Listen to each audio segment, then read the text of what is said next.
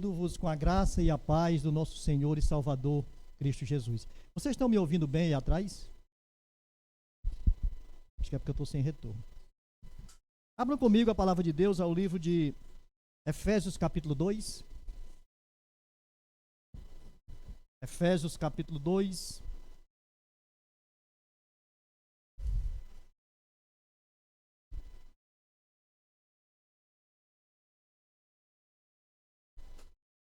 Depois de louvores assim, então, que nos leva tão à presença de Deus, não precisa mais pregar, né?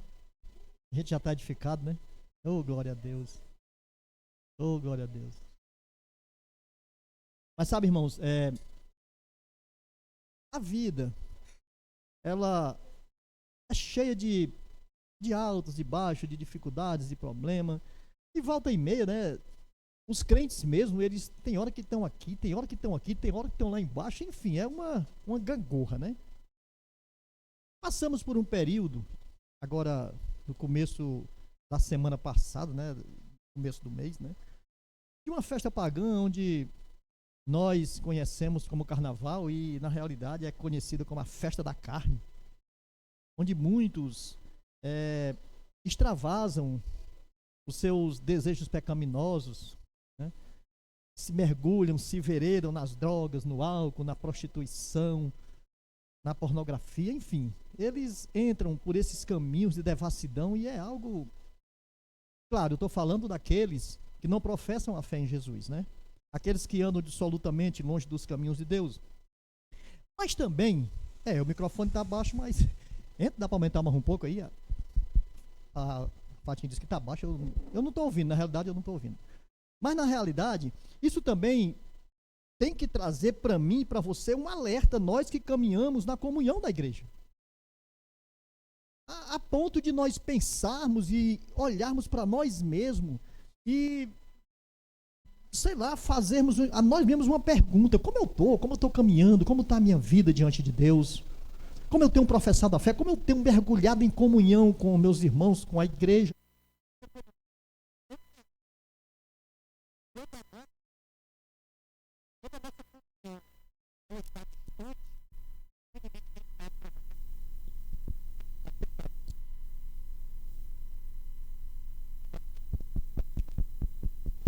Opa, aí. Então, quando nós não entramos, não caminhamos, né, uns com os outros, nessa comunhão perfeita e maravilhosa, o inimigo, ele semeia. O inimigo vai nos fazer ver coisas que foi do nosso passado. E vai querer que a gente se enverede por esse caminho novamente. E precisamos vigiar. Precisamos vigiar sempre. Tá tudo bem, continua vigiando. Continua vigiando. Busque permanecer nos caminhos do Senhor. Porque veja bem, nesses dias que eu acabei de falar do carnaval, muitos perderam sua vida, as suas vidas.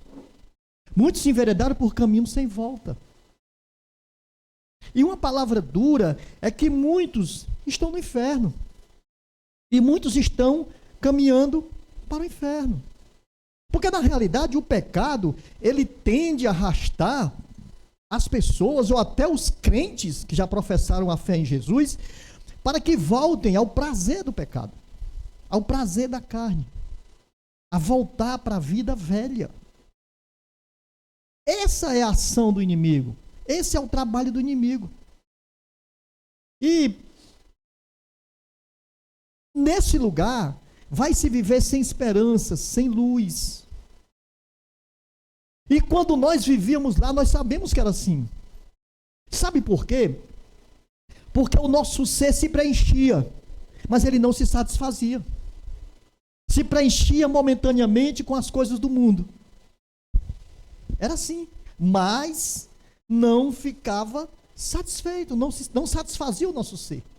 Porque o nosso ser só começou a se satisfazer quando nós conhecemos Cristo Jesus.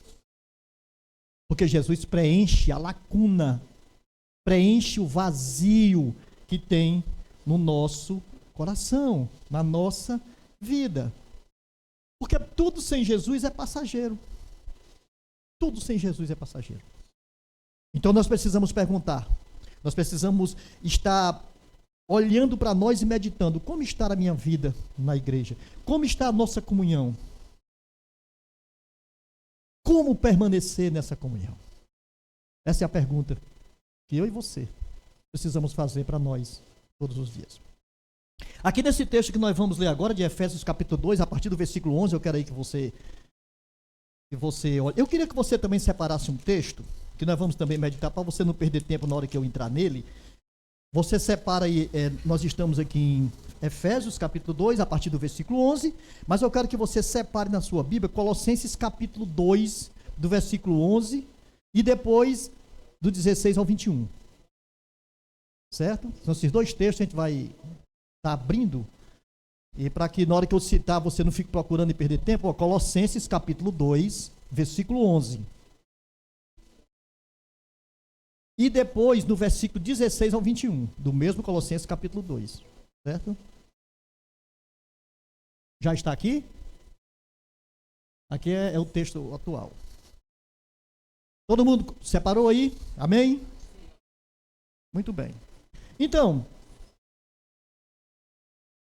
vamos ler Efésios 2, do 11 ao 22, para darmos início, à pregação do Senhor. Diz assim a palavra de Deus. Efésios capítulo 2, a partir do versículo 11. Portanto, lembrai-vos de que no passado vós gentios, por natureza chamados incircuncisão, pelos que chamam circuncisão, feita pela mão de homens. Através, naquele tempo, sem Cristo, não estáveis naquele tempo, sem Cristo, separados da comunidade de Israel, estranho às alianças da promessa, sem esperança e sem Deus no mundo.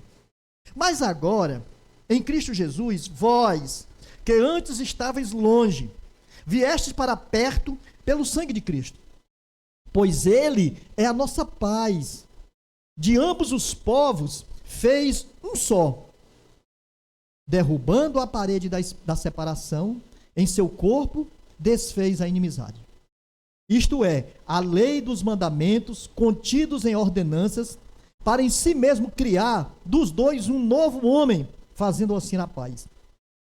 Pela cruz, reconciliar ambos com Deus em um só corpo, tendo por ele destruído a inimizade. E vindo ele, proclamou a paz para vós que estavas longe e também para os que estavam perto. Pois por meio dele, ambos temos acesso ao Pai no mesmo Espírito. Assim, não sois mais estrangeiros nem imigrantes. Pelo contrário, sois concidadão dos santos e membros da família de Deus, edificados sobre o fundamento dos apóstolos e dos profetas, sendo o próprio Cristo Jesus a principal pedra de esquina. Nele, o edifício inteiro, bem ajustado, cresce para ser templo santo do Senhor, no qual também vós, juntos sois edificados para a morada de Deus no Espírito Santo. Pai Santo, louvado seja o teu nome, Senhor. Nesse momento da leitura da tua palavra, ó Deus, pedimos, Pai, a tua graça, a tua misericórdia sobre nós, para podermos entender, ó Deus, a tua verdade. Abra a nossa mente, Senhor, o nosso coração. Usa-me, ó Deus, como canal da tua verdade para a pregação à tua igreja. Que não seja eu, Senhor, mas seja o Espírito Santo do Senhor, habitando em mim, que vai passar essa mensagem à tua igreja. Em nome de Jesus, eu te agradeço hoje e sempre. Amém.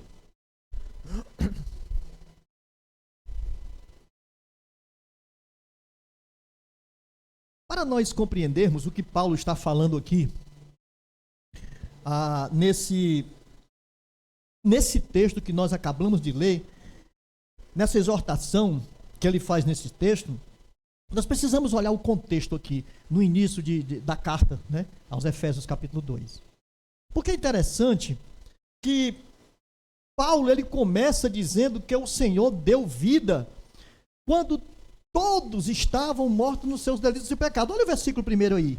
Ele vos deu vida, estando vós mortos nos vossos transgressões e pecado, nos quais andastes no passado, no caminho deste mundo, segundo o príncipe do poderio do ar, do espírito, que agora age nos filhos da desobediência. Então Paulo ele começa falando, ele começa mostrando que todos estavam perdidos. Todos caminhavam a ermo, todos caminhavam para a perdição. Todos aqui são descritos como pessoas de transgressões, de pecado, vivendo de acordo com o costume do mundo. Não o costume de Deus, mas o costume das coisas do mundo.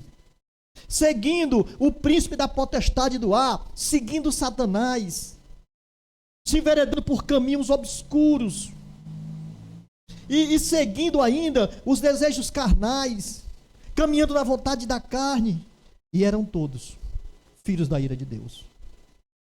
Paulo começa descrevendo isso aqui.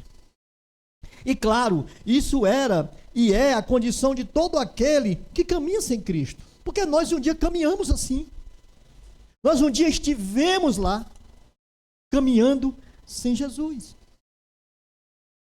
Isso aí, Paulo está falando do versículo 2, do versículo 1 ao versículo 3.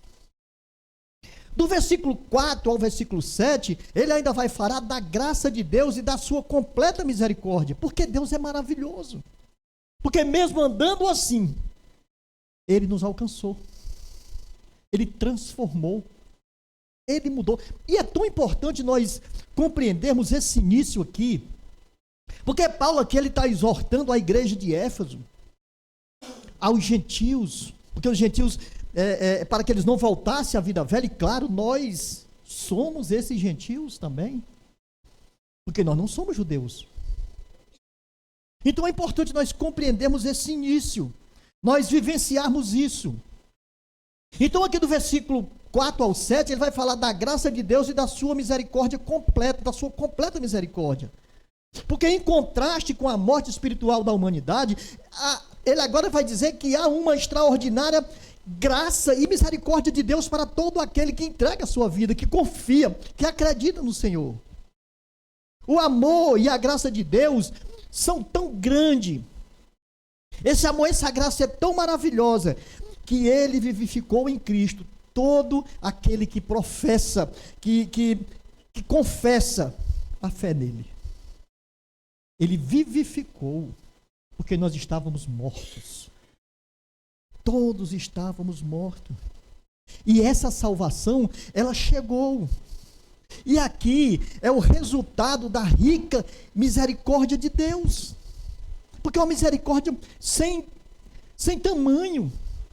A gente não consegue, às vezes, nem compreender. Não consegue nem vislumbrar.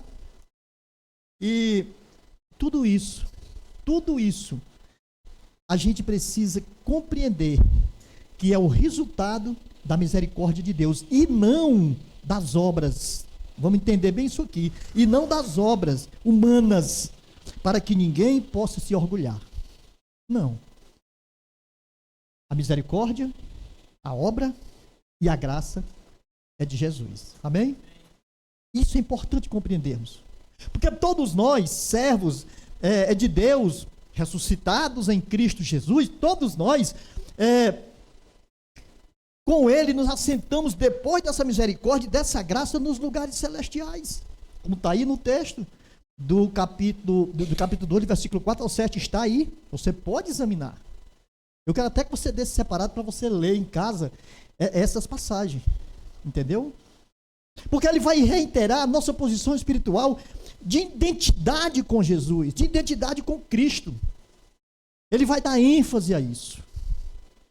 E tudo é pela graça do Senhor. Tudo é pela bondade do Senhor. Já do versículo 8 ao 9, ele vai falar da salvação pela graça através da fé. Se você acredita em Jesus, se você confessa Jesus como Senhor e Salvador da sua vida, você alcança a salvação. Paulo vem tratando dessa questão. Paulo vem mostrando isso aqui. E aqui nessa passagem nós podemos ver que o princípio fundamental da salvação pela graça é através da fé. Porque se nós não tivermos fé em Jesus, não alcançaremos misericórdia. Pela graça sois salvos. Mediante o quê? Mediante a fé. Pela graça sois salvos, mediante a fé. E o texto continua, isso não vem de vós, é dom de Deus, para que ninguém se glorie, porque a glória é dele, somente dele. A salvação não é conquista através dos esforços de obras humanas, não é de forma nenhuma, mas é um dom de Deus, é Deus que dá, e ele dá de graça. E a fé, ela nada mais é do que o meio pelo qual as pessoas recebem essa graça de Deus e são salvas. É por esse caminho de fé. E isso elimina qualquer orgulho por parte do homem. E enfatiza, claro, a salvação inteiramente pela obra e graça de Deus. Completamente pela obra e graça de Deus. Isso aqui é um vislumbre do que a gente precisa compreender aqui no contexto de Paulo falando aqui a essa igreja. Então aqui nesse texto que nós lemos agora, Paulo conclui aqui do versículo 10 ao... Do versículo 10 aqui, ele vai concluir destacando a unidade e a reconciliação que vem pela obra de Deus. Ou seja, do versículo 10, nós lemos do versículo 11, mas do versículo 10 até o 22, ele vai destacar isso. Paulo aqui, ele vai destacar a unidade e a reconciliação que vem pela obra de Cristo. Ele vai descrever a cada um de nós como obra criada de Deus em Cristo para viver as boas obras. Esse aqui é o que Paulo vem falando para a igreja. E é o que ele fala para a minha vida e para a tua vida no caminhar da igreja. E não esqueça, irmão, tudo isso aqui inclui poderosamente a nossa comunhão. A nossa comunhão. Não estamos mais divididos como judeus e gentios. Não. Porque havia essa divisão. Era judeus e gentios. Não há mais essa divisão. Mas somos agora um só povo, pelo sangue de Jesus. Único e exclusivamente um só povo. Não é mais judeus, não, é um só povo, pelo sangue de Jesus. Reconciliados com Deus, entre si mesmos e Deus. Porque judeus e gentios não tinham conciliação, agora eles têm. E ambos agora também têm reconciliação com Deus. Porque todos eram inimigos de Deus. E essa verdade, Paulo está trazendo aqui a memória deles. Paulo está trazendo aqui para que eles possam vivenciar, viver uma unidade, uma comunhão, onde o próprio Cristo é o alicerce, onde ele é a base, onde ele é a base no qual a estrutura cresce até se tornar um templo santo, onde Deus habita. Porque Deus só vai habitar no templo santo. Isso aqui é feito, é criado por Jesus. E ao ser criado, isso aqui vai fortalecer toda a comunhão que o seu povo precisa para continuar caminhando na graça, na igreja, pregando, ensinando o evangelho. Até aquele dia glorioso que nós iremos nos encontrar com o nosso Senhor. Até aquele dia. Então Paulo, aqui a partir do versículo 11, ele vai lembrar a igreja aqui de Éfeso, ele vai lembrar que no passado havia uma separação. Olha aí, versículo 11 e versículo 12, leia comigo. Portanto, olha o que é que Paulo está dizendo aqui. Portanto, lembrai-vos de que no passado vós gentios, por natureza, chamados incircuncisão, pelo que se chamam circuncisão, feita pela mão de homens, estavam naquele tempo sem Cristo, separados da comunidade de Israel, estranhos às alianças da promessa, sem esperança e sem Deus no mundo. Olha aí a condição que nós, gentios, estávamos. Que nós, gentios, caminhávamos. Paulo começa aqui mostrando que os gentios, né, da igreja de Éfeso, como nós aqui, né, estávamos nessa condição de nascimento. Nascemos sem ser judeus, então a nossa condição era essa. Essa era a nossa condição. Pois os judeus, para os judeus, né, porque os judeus sempre foi uma raça difícil. Então, para os judeus, os gentios eram pessoas desprezíveis. E Paulo ele mostra que os judeus estavam numa condição desfavorável e terrível. Essa era a nossa condição. Uma condição desfavorável. Então, primeiro, veja aí, estávamos separados de Israel, estrangeiros quanto à aliança da promessa. Nós não éramos povo de Deus. E ainda estávamos separados dessa promessa maravilhosa. A promessa vamos dizer, do Salvador, que viria o Salvador de toda a humanidade. É interessante que essa aliança que prometia o Messias, né, que salvaria o povo judeu dos pecados e conduzia eles para o céu, essa aliança, essa promessa, ela foi feita desde Abraão e depois reforçada em Moisés, lá no Sinai. Ela foi reforçada aí. Mas ela não incluía outros povos que não eram judeus. Ou seja, nós não estávamos incluídos nesse povo. De forma nenhuma. Nós não estávamos. A cabeça dos judeus, olha que coisa incrível. Porque Deus não age assim. Mas na cabeça dos judeus, quem não era judeu não estava salvo. Não estava. Por isso que houve um relute muito grande deles, para que o evangelho de fato e de verdade chegasse aos gentios, e eles criaram regra de tudo quanto era jeito. Até circuncidar os gentios eles queriam, porque eles não aceitavam isso.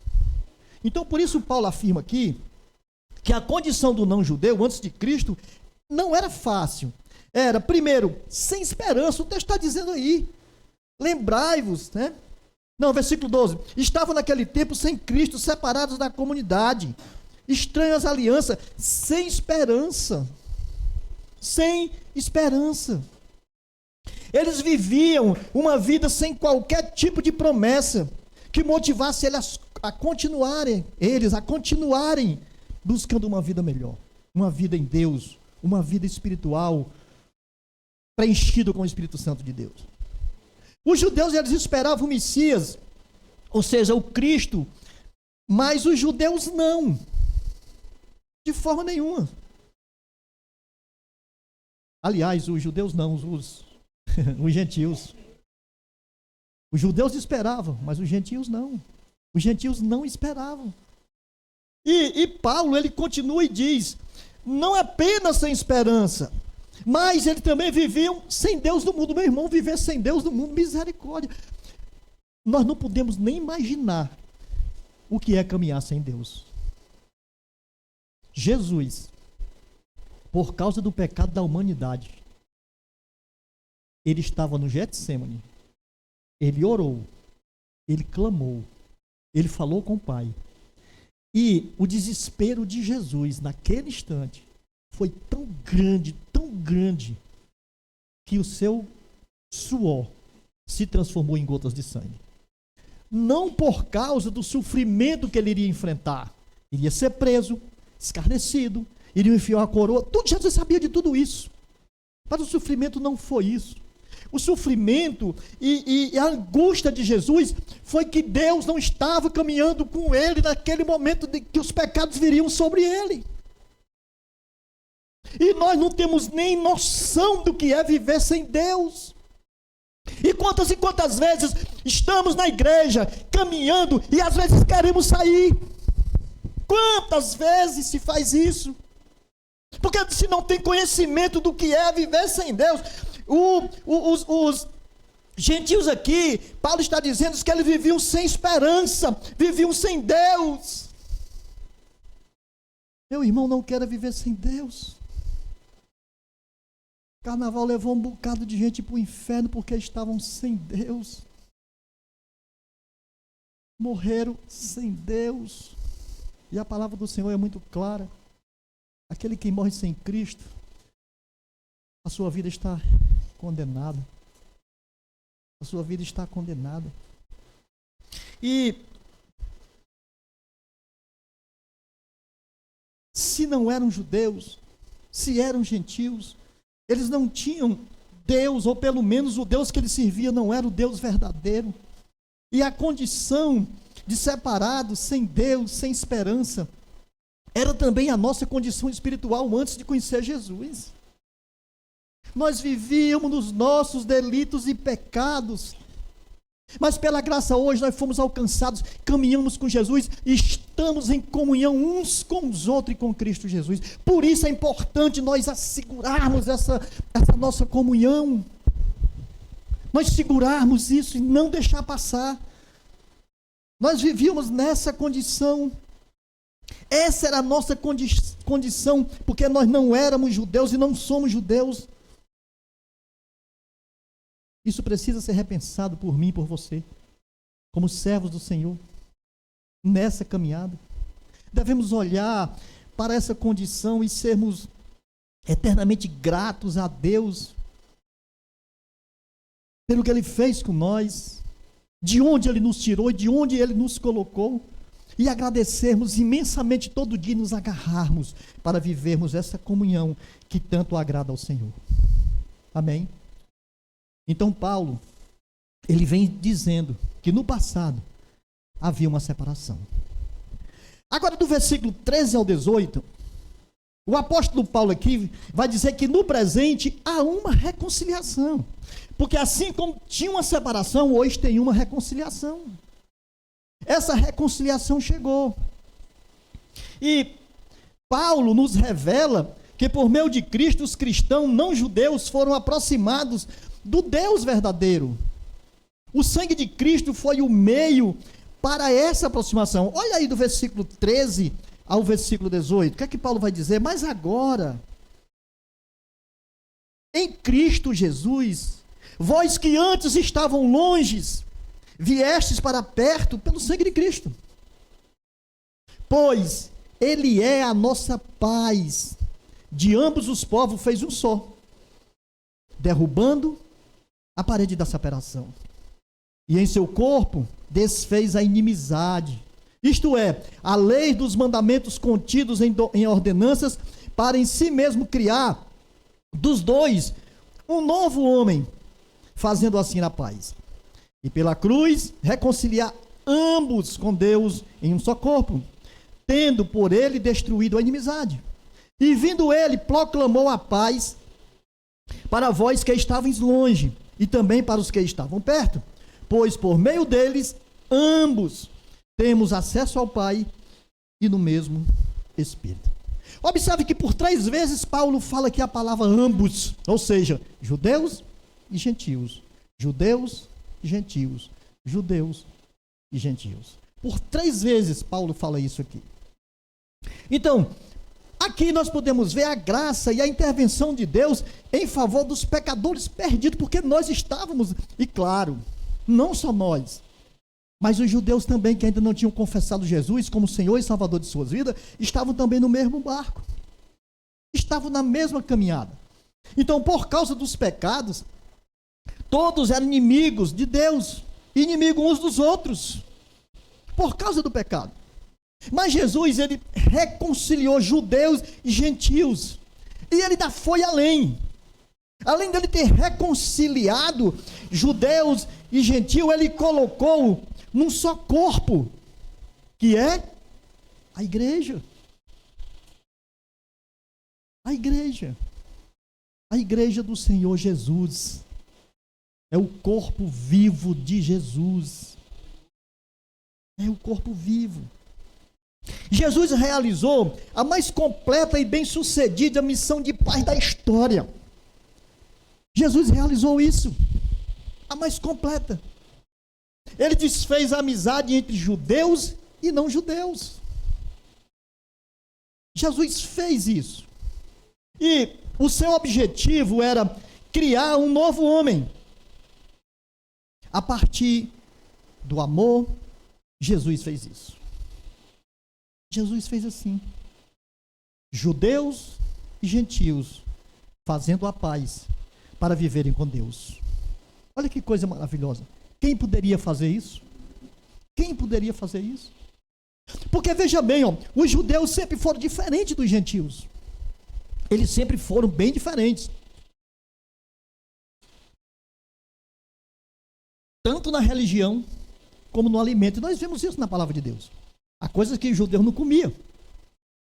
Há coisas que os gentios comiam e os judeus batiam de frente. E nós podemos ver isso, é tão interessante, irmão. Se você abrir em Atos capítulo 10, quando aquela família de Cornélio, que muitos de nós conhecemos a história, Cornélio é um homem que orava ao Senhor constantemente, buscava a presença de Deus, e houve um momento que Cornélio estava tão espiritualmente ligado com Deus, que Deus ouviu as orações de Cornélio, e Cornélio naquela ocasião, ele até fala em línguas e coisas mais, e mandam chamar um presbítero da igreja, e Pedro é direcionado para ele, mas Pedro reluta e Pedro não quer ir. Até que Deus faz, ele vê aquela visão no lençol, onde muitos animais estavam lá, e o anjo chega e diz, mata e come. Pedro vai dizer, nunca entrou na minha boca coisa imunda, e o anjo vai repreender e diz, não considere imundo aquilo que Deus abençoou, que Deus purificou. Aí Pedro cai em si, e Pedro vai, e lá Pedro fica abismado quando vê gentios glorificando o nome do Senhor, recebendo de Deus a graça. Então ele não pode fazer outra coisa senão pregar o evangelho e batizar toda aquela família, porque também se nós não formos pela direção do que Deus ensina, não tem saída, não existe. Se Deus está dizendo, confessa Jesus como teu Senhor e Salvador, e quem crê e for batizado será salvo, tem que ser do jeito que o Senhor está dizendo. Se não for, não tem sentido. Então Pedro reluta, mas vai lá e faz isso. E depois que Pedro volta, há uma celeuma danada, porque muitos ficaram chateados, com raiva de Pedro. Mas aí, quando nós lemos e vemos aí, no capítulo 15, foi preciso criar um concílio para decidir que os judeus e gentios eram salvos da mesma maneira,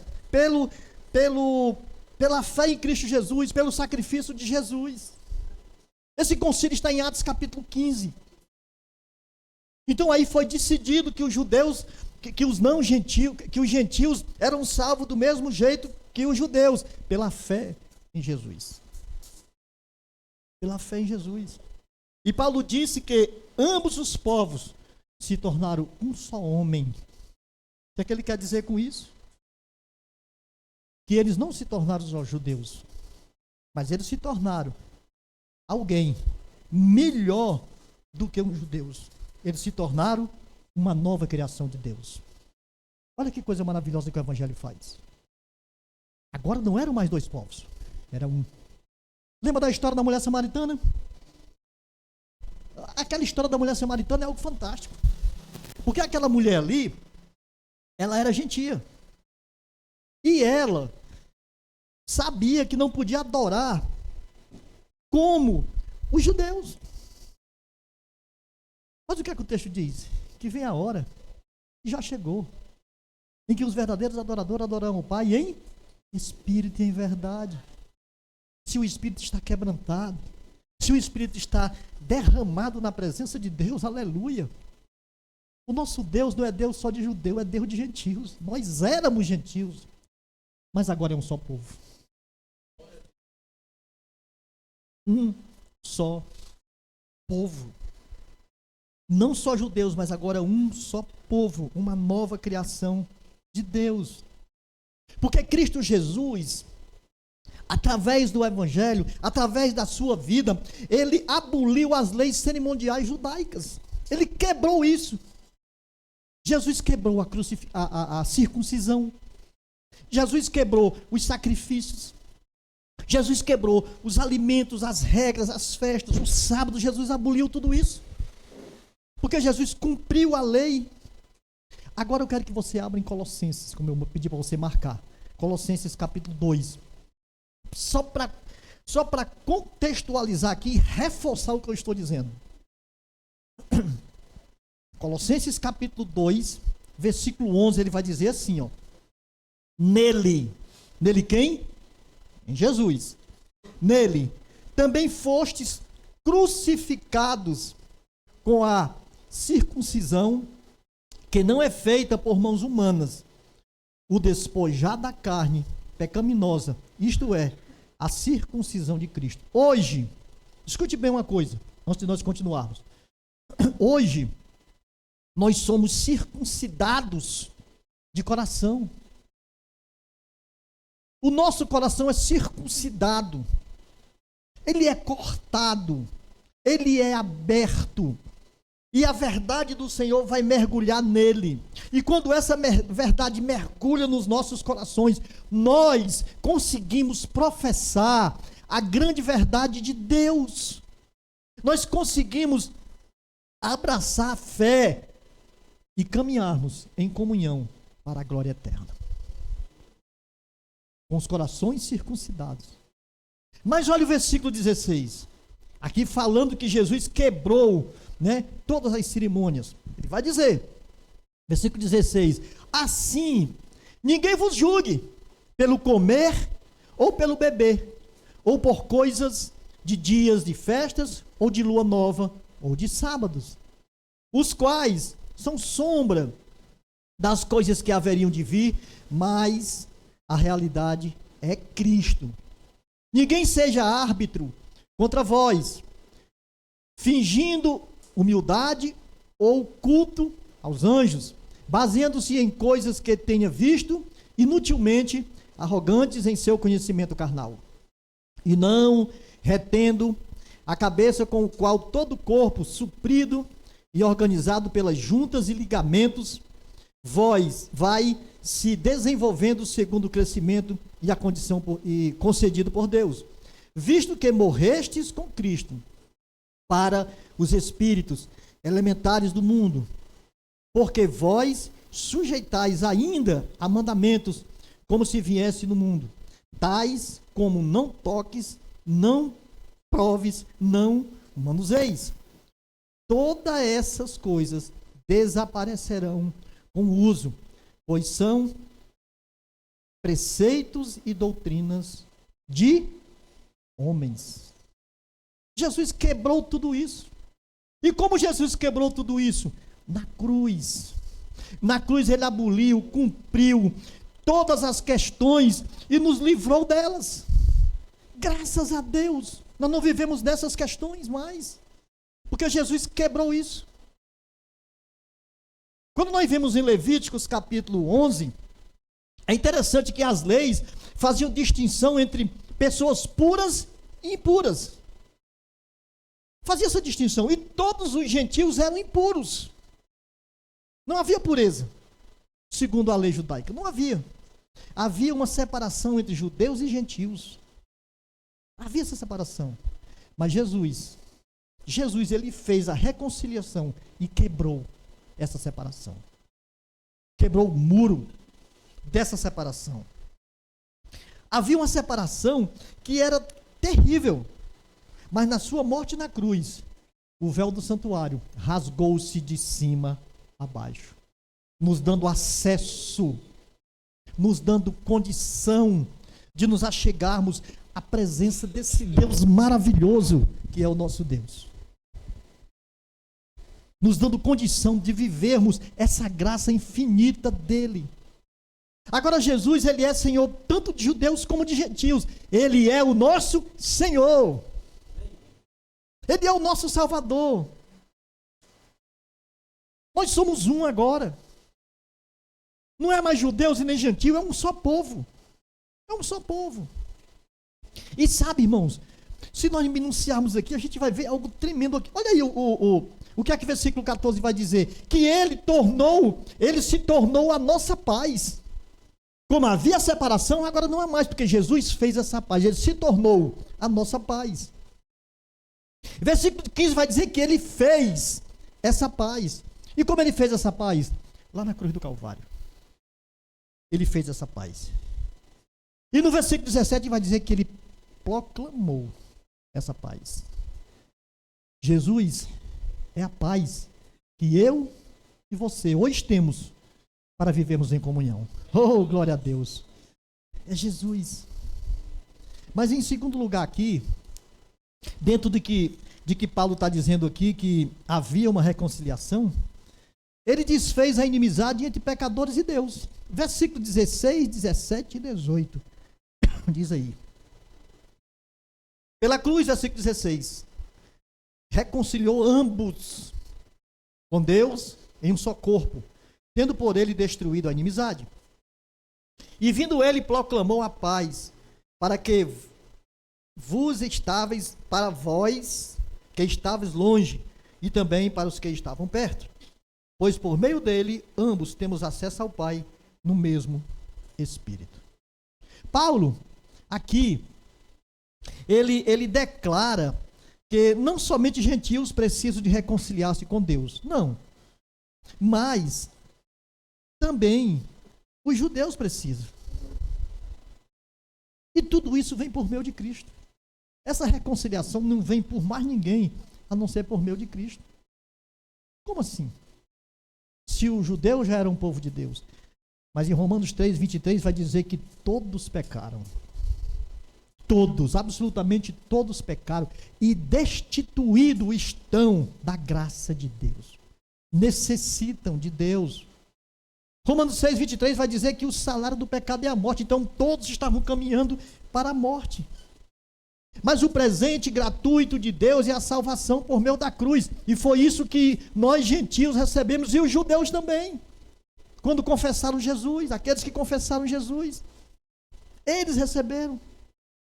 Porque na cruz Cristo destruiu a inimizade entre os homens e Deus. Como eu já disse, eram inimigos de Deus.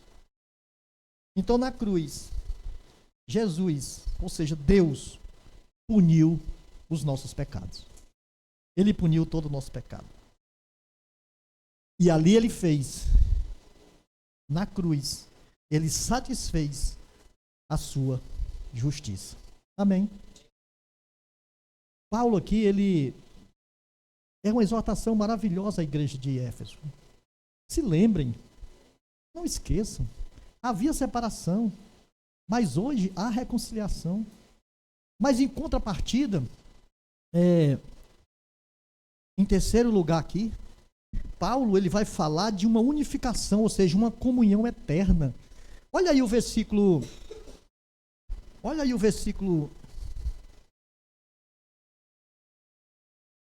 19 em diante.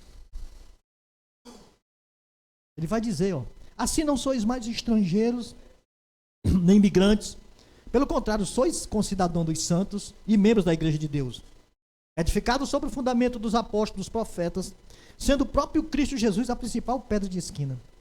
Nele, o edifício inteiro bem ajustado cresce para ser templo santo do Senhor, no qual também vós, juntos, sois edificados para a morada de Deus e no Espírito. Agora ele vai falar exatamente que o poder de Cristo no Evangelho une as pessoas para Deus, exclusivamente para Deus. Irmãos, nós somos unidos hoje para vivermos para Deus. A nossa comunhão é algo tão precioso que Jesus em João 17 ele orou pedindo que Deus nos tornasse do mesmo modo que ele e o Pai eram um. Ele ora em João 17 pedindo isso. Jesus atribuiu o sucesso do Evangelho à unificação, ou seja, à comunhão da igreja. Se nós não tivermos comunhão, se nós não caminharmos na mesma direção, não se prega o Evangelho. Não se ensina o Evangelho. É um andando para um lado, outro andando para o outro, e não se prega. Nós precisamos ter a mesma direção, a mesma comunhão. Aí sim o Evangelho é pregado. Aí o Evangelho é pregado. E aqui nós podemos ver 3 ideias para tratar desse assunto. 3 ideias que Paulo traz para nós. Primeiro, ele dá a ideia de uma pátria. Versículo 19, ele vai dizer, não sois mais estrangeiros, nem imigrantes, pelo contrário, sois concidadãos dos santos e membro da mesma família de Deus. Ou seja, somos da mesma pátria. A nossa pátria, ela é celestial. Nós estamos aqui de passagem. A nossa pátria, ela é celestial. Nós aprendemos no Antigo Testamento que Israel era uma nação santa, escolhida por Deus. Sempre Deus quis isso. Mas Israel rejeitou totalmente o Redentor Jesus. E nós vemos isso em João capítulo 1, versículo 11, quando diz, ele veio para os que eram seus e os seus não o receberam. Eles não aceitaram. Então Pedro, na sua segunda carta, capítulo 2, versículo 9, ele vai dizer que ele vai nos ensinar que a igreja tomou o lugar de Israel como uma nova nação, adquirida, santa e separada para Deus. Vós sois sacerdócio real, nação santa, povo de propriedade exclusiva de Deus. Não é assim? Para vivermos de acordo com o que ele tem traçado para nós, para pregarmos o evangelho. Pedro vem falando isso, vem ensinando isso. O pecado, ele dividiu a humanidade, mas Cristo, ele fez essa nova nação. Ele quebrou o pecado e fez uma nova nação. E todos nós, crentes de todas as nações, vamos dizer, língua, povo, tribo, nação, raça, independente de língua, se fizermos, se vivemos na doutrina dos apóstolos, se vivemos a realidade de Deus, nós somos um povo de propriedade exclusiva dele, um só povo. Um só povo. E ele nos tornou santo. Ele nos tornou santo para vivermos essa caminhada. Mas em segundo lugar, Paulo fala dessa pátria, mas ele fala também de família. Ainda no versículo 19 ele vai dizer membros da família de Deus. Desculpe. Membro da família de Deus, Paulo vai dizer isso. E quando nós cremos em Jesus, nós nos tornamos membros dessa família. Meu irmão, você é membro da família de Deus. Você que confessou Jesus como Senhor e Salvador de sua vida, vive essa comunhão maravilhosa, você é membro da família de Deus. E nós entramos nessa família pela fé. Não é porque você diz, ei, abre as portas que eu quero entrar para essa família. Não. Foi crendo em Jesus. Foi pela fé, ele pegou você e colocou nessa família. Porque é ele, somente ele, que nos coloca para sermos membros da sua família. Não há barreira social. Não há ética, não há cultura, não há língua, não há parte econômica, nada disso. Todos que confessam Jesus e que aceitam essa comunhão e que têm fé, eles são membros dessa família. Somos um em Cristo. Temos o mesmo Espírito. E foi o mesmo sangue que trouxe para nós essa salvação e essa condição. Foi o sangue de Jesus na cruz do Calvário. Por isso nós somos dessa família. Amém? Pátria, família, mas também ele vai falar de santuário. É a terceira ideia aqui, versículo 20, olha aí. Edificado sobre o fundamento dos apóstolos e dos profetas, sendo o próprio Cristo Jesus a principal pedra de esquina. Nele o edifício inteiro, bem ajustado, cresce para ser templo santo do Senhor, no qual todos vós juntos sois edificados para a morada de Deus no Espírito. Ele vai falar sobre santuário. E ao olharmos para toda essa história, nós vemos Deus agindo em conformidade com o pecado do povo. Observe que em Gênesis, se nós que conhecemos a palavra e lemos, lá em Gênesis, Deus passeia com o seu povo. Deus passeava no fim da tarde com Adão, mas Adão pecou. E Deus não passeou mais com Adão. Mas depois Enoque andou com Deus. E nós vemos em Gênesis capítulo 5, do versículo 22 e versículo 24, Enoque andou com Deus. Já em Gênesis 6, 9, Noé também andou com Deus. Então Deus sempre andou com o seu povo. Sempre Deus quis andar com o seu povo. Mas o povo é que sempre quebrou isso. E Deus, ele decidiu, vamos dizer, morar com o seu povo. E ele foi, em Êxodo, a gente sabe dessa história, que Deus habitava no tabernáculo, não é verdade? Deus habitava naquele tabernáculo que o povo ia passando pelo deserto. Então Deus habitava ali. Mas o pecado do povo afastou a glória de Deus do tabernáculo. Deus não quis mais ficar com eles ali, por causa do pecado. Mas em Romanos capítulo 8, Deus habitou no templo. Quando o templo foi construído, Deus habitava no templo. Mas outra vez o pecado do povo afastou a glória de Deus do tabernáculo. Ou seja, do templo. Não estava mais a glória de Deus ali. Estava. E em João capítulo 1, versículo 14, diz que Deus... Eu acho que eu não sei se eu... Deixa eu olhar aqui, João 14. Deixa eu abrir aqui para mim não mencionar aqui um versículo errado. Bem rapidinho aqui.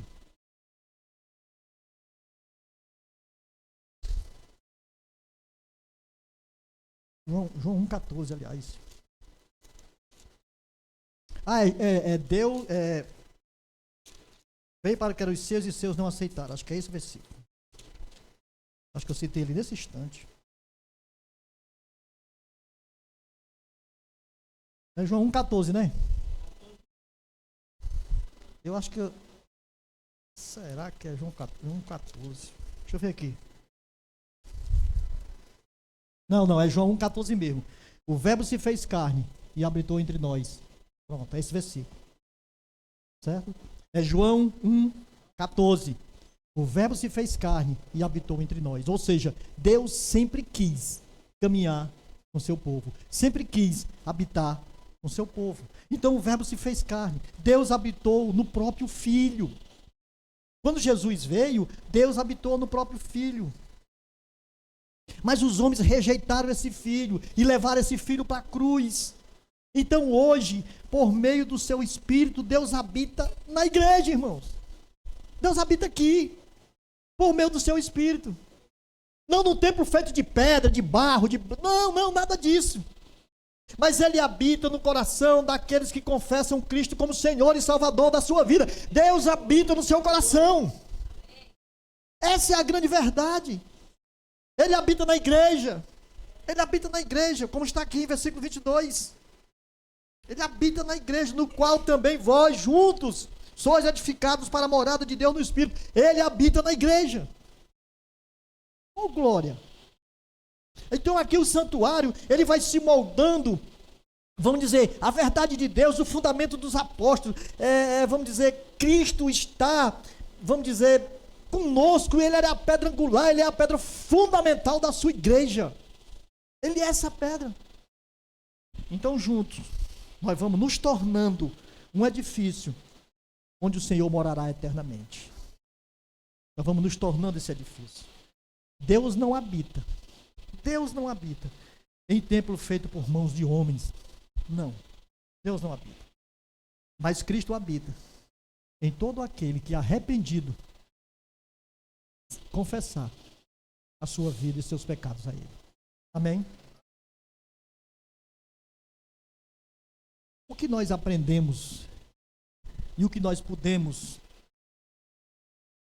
meditar nos nossos grupos durante a semana. Primeiro, por meio de Cristo, os salvos antes afastados de Deus são reconciliados e unificados em comunhão para morar com Deus. Sabe, quando se não está mais na presença de Deus e resolve voltar, são unificados para essa comunhão. E Deus faz isso. Através do seu evangelho, Deus faz isso. E fez isso. Segundo, vivíamos afastados de Deus, como gentios. Mas isso foi modificado por Jesus, amém? Nós não somos mais aqueles soltos, gentios, perdidos, não. Nós somos povo de Deus. Nós somos da família de Deus.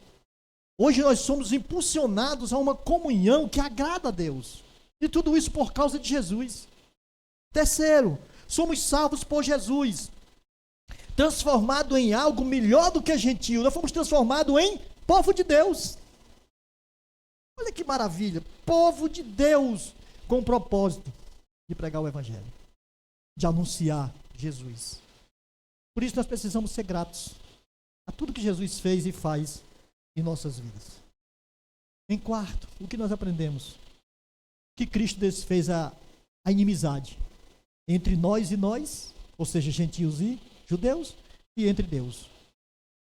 Quebrou isso. Jesus quebrou isso lá na cruz do Calvário. Nos ensinou a amar, nos ensinou a ser cordial, nos ensinou a ser paciente, perdoador, humilde. Jesus fez e faz tudo isso. Nos ensinou que a unidade cristã faz toda uma diferença para aqueles que querem viver encaminhado com Cristo, com Deus. Faz toda uma diferença. E por último, aprendemos que somos povo, família e santuário de Deus. Você é isso, irmão? Somos povo, família e santuário de Deus. Mas para encerrar, para você pensar, para nós pensarmos, Deus não habita, escute bem o que eu vou dizer aqui para encerrar.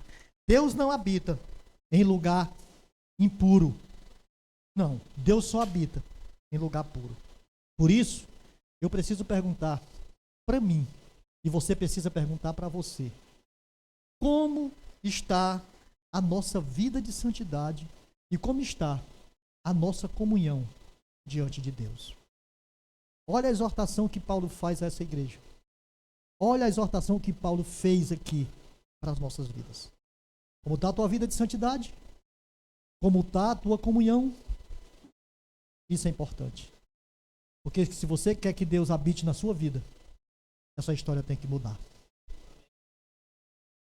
Louvado seja o nome do Senhor. Sabe, somos igreja. Quando nós olhamos para tudo que aconteceu nesse carnaval aí, a gente tem misericórdia. A gente chora. Até porque, irmãos, escute bem o que eu vou dizer para você. Quantas pessoas que professaram a fé conosco, quando eu falo conosco, é os crentes no sentido geral, não só nessa igreja, que professaram a fé conosco, estavam nessa festa do mundo, com a cara cheia de maisena, com a cara cheia de droga, em prostituição, escarnecendo o Senhor, porque um dia estavam lá, hoje não estão mais, testemunhos de só misericórdia, e ainda postaram em redes sociais. Isso é triste. Por isso, nós precisamos alicerçar a nossa comunhão do Senhor. Que Deus abençoe a sua vida, meu irmão. Que a graça do Senhor venha sobre todos nós. Vamos ficar de pé e vamos orar.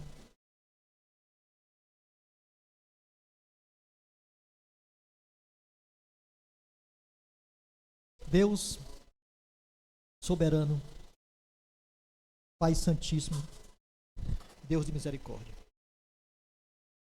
Nesse instante, ó Deus, do ensinamento da Tua palavra, nesse momento, eu quero te agradecer, meu Deus, pela Tua misericórdia e graça. Pelo Teu cuidado, ó Deus, em trazer uma palavra em que abre a mente e o coração de cada um de nós para meditarmos nessa verdade. Para nós compreendermos, ó Deus, o quão é necessário e importante estarmos nessa comunhão contigo até aquele dia glorioso.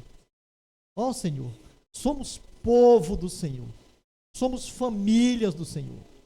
Então, Senhor, nos sustenta nas tuas mãos, que a tua exortação e graça venha sobre nossos corações todo dia, nos fazendo, ó Deus, compreender o quão é necessário e importante continuarmos firmes nessa caminhada.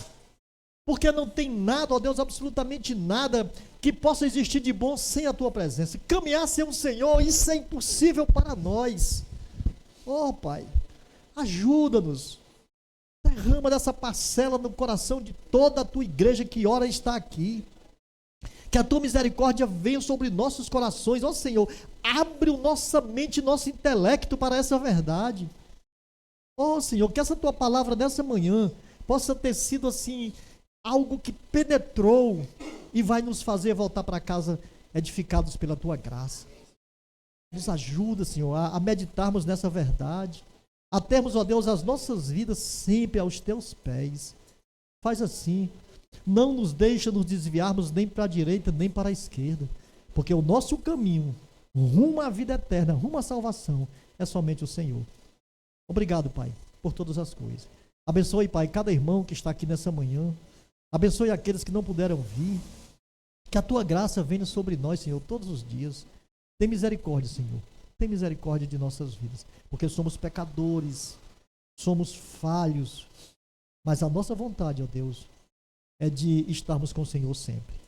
Então, em nome de Jesus, ser conosco, nos leva em paz aos nossos lares, ao nosso destino, protegidos e edificados pela graça do Senhor. Pois é em nome de Jesus, eu te agradeço hoje e sempre. Amém. Vamos em paz e que Deus abençoe, meu irmão, a vida de cada um de vocês. Amém. Ainda faltou ainda 10 minutos para me pregar, mas faltou 10 minutos, ó.